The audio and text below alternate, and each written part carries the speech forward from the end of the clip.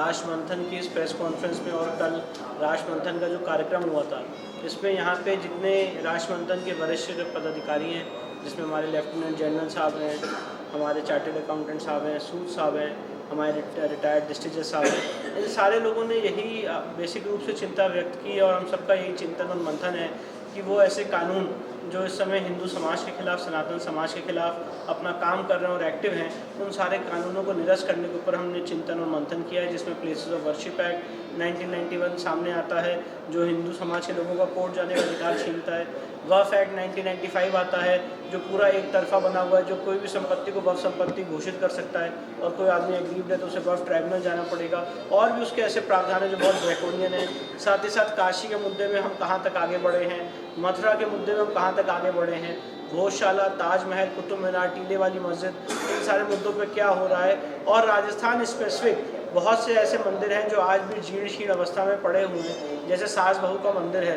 तो इन सारी चीज़ों को कैसे रेस्टोर कर सकते हैं, सनातन संस्कृति को, सनातन गौरव को कैसे वापस पुनर्स्थापित कर सकते हैं, इस सारे मुद्दों पे बहुत गहन चर्चा हुई।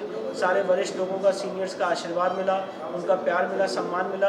और इन सारी चीज़ों के बाद हम यही एक हमारी मुहिम है, यही हमारा एक मंथन है कि ये सारी चीज़ों पर चर्चा होनी चाहिए और जिस तरह का सेक्युलरिज्म का नैरेटिव इस देश में बिल्ड किया गया है उसको हम तोड़ के आगे बढ़ें। सर, ज्ञानव्यापी पर आपने जो मुहिम चलाई उसके बारे में संक्षिप्त में कुछ। देखिए, ज्ञानव्यापी में हमने जो मुहिम चलाई उसमें कोर्ट केस में हमें काफ़ी सफलता मिली है। जो वहाँ पे कमीशन की कार्रवाई हुई 6 और 7 मई को, और 14, 15 और 16 मई को, 16 मई को वहाँ पे हमें शिवलिंग बरामद हुआ है। इस समय हम उस शिवलिंग की ASI जांच की मांग कर रहे हैं, जो इसी 25 अप्रैल को इलाहाबाद हाईकोर्ट में सुनवाई के ऊपर आने वाला है। और हमें पूरी उम्मीद है कि ASI कोर्ट के सामने एक ऐसा मेथड और मैकेनिज्म बताएगा जिससे शिवलिंग की बिना उसको डैमेज किए हुए ASI जाँच हो सकती है और ये पता लग सकता है कि इसका क्या लेंथ और ब्रेथ है, इसका अर्घा कहाँ पे, कितना पुराना है। और उसके बाद आगे भी पूरे परिसर की भी ASI जांच कराने की हम मांग करेंगे।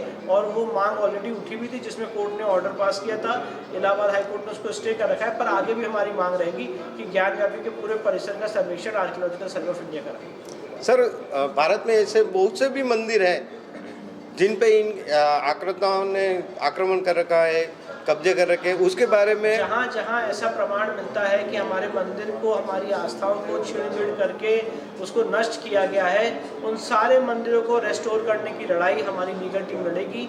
जहाँ जहाँ हमें प्रूफ मिलेंगे कि इतिहास में कहीं मंदिर स्थापित था और उसको तोड़ा गया है, या तो वो तोड़ने के बाद जीर्ण शीर्ण अवस्था में है, उसको रेस्टोर कराएंगे।